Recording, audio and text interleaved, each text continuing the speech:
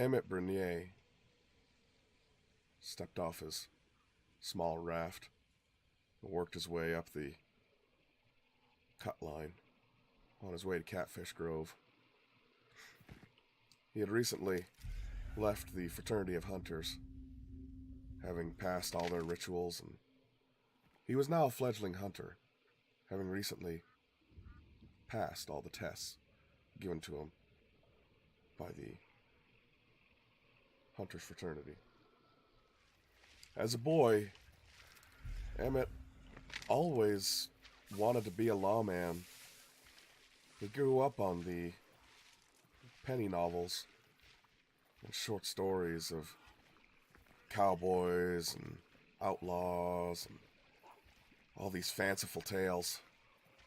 He'd always wanted to be one of them, like Buffalo Bill or Wyatt Earp or Billy the Kid. He didn't care. He really thought he wanted to be a lawman, at least that was his dream. No child grows up wanting to be the bad guy. But life had a different turn for Emmet. He wasn't expecting it, but then again, no one ever is. He grew up hard, grew up mean. Before he knew it, he was the bad guy. Emmet was an outlaw. He was used to being hunted by lawmen, by bounty hunters. He was an outcast. He never really fit in anywhere. So when this fraternity came to him and offered him work, pay, and a place to sleep, somewhere where he wouldn't have to always look over his shoulder, that there was the chance that he could earn his way back into civilized society. He didn't quite jump at it. He was very trepidatious about the whole ordeal, but that being said, the prospect intrigued him. It'd be nice if he could earn penance for all the things he'd done. He'd never really been a good man. He never considered himself a bad one. He had a code that he lived by, and although he and the law didn't always see eye to eye, he believed in the laws. He felt they were necessary for society. It wasn't that he felt that they didn't apply to him. It was just, well, it just seemed that life didn't really apply to him. And that no matter what he did, he was either never good enough, or he had to fight. He was always fighting. He was never really a fair fighter either.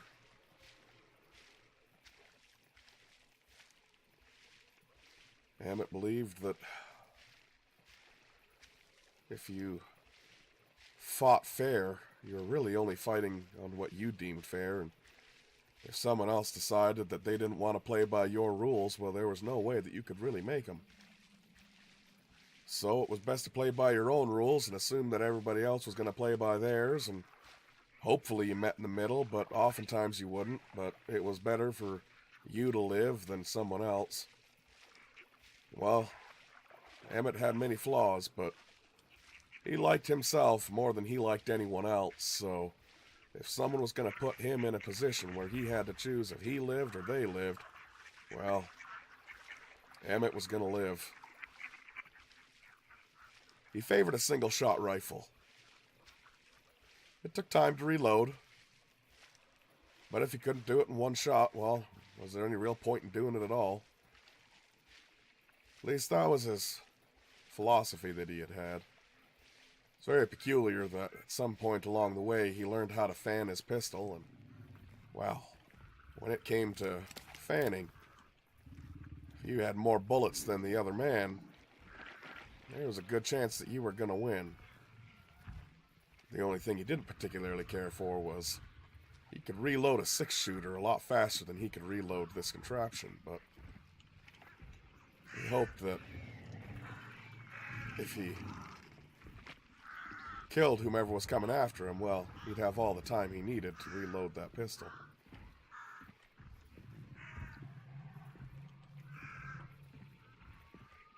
Emmet was a very well-educated man. One of the orphanages that he was put into, the nuns that taught him Latin, that taught him history. But it wouldn't be long before Emmet would run away. And although growing up with the nuns was hard, he found that if he said the right things and did the right things, oftentimes the nuns would give him treats. Although he didn't get a chance to grow up with his mother, well, he felt that the nuns were about as close as he could get to one.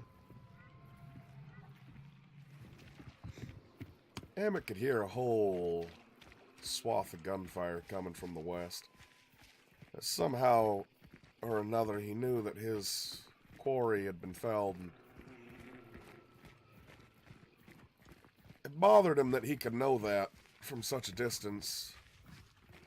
But the fraternity did tell him that things were going to change after the ritual. He just didn't quite know what they meant. Then again, people have told him that things were going to change all the time. It didn't necessarily mean they would. And then again, things had changed whether he wanted them to or not. So he never really put too much stock in superstition.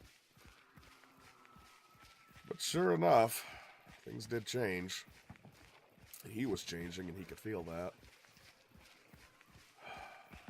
But Emmet's an opportunist. He always had been.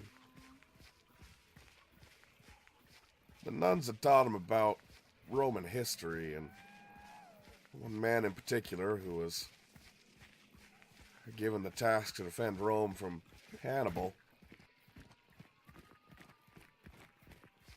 He had devised tactics that would later become known by his name as Fabian tactics, which were to avoid pitched battles in favor of wearing the enemy down by attrition.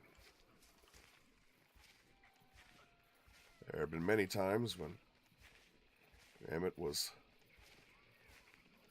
trying to either rob a caravan or train of some sort and had to go up against a much stronger foe. He felt it was always best to have a few other people with him, and rather than attacking the enemy head on, they would take pot shots at them every so often just to keep them all awake. And after keeping them awake for a day or so, or however long they could afford, then they'd move in with a wary enemy. Found it a lot easier to get the job done. So, it wouldn't be beyond Emmet to wait patiently and see if he couldn't get himself an easy mark. But if he missed his shot, or whomever he was going up against turned out to be a lot stronger than it was worth, well, he'd be more inclined to turn tail and live another day than to try to stand up and try to prove who was stronger. Emmet never really felt he had anything to prove to anybody.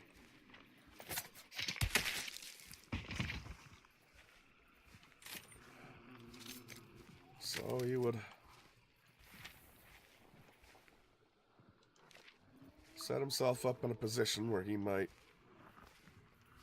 try to acquire the bounty from another individual. They'd already killed the creature, and if he could take that kill from him, well, that was Emmet's style. No one said at the fraternity that he had to play fair, and nobody said at the fraternity that he had to be the one to kill it. They just wanted whatever it was to come back to them.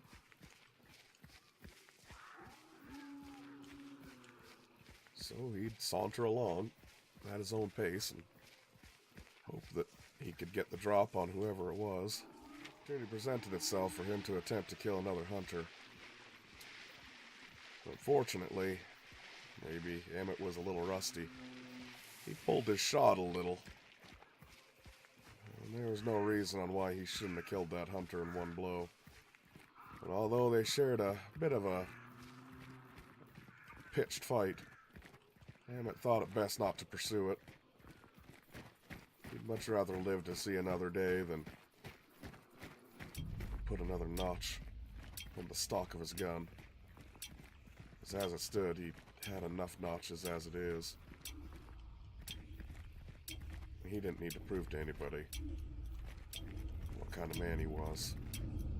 Because at the end of the day, Emmet knew exactly who he was.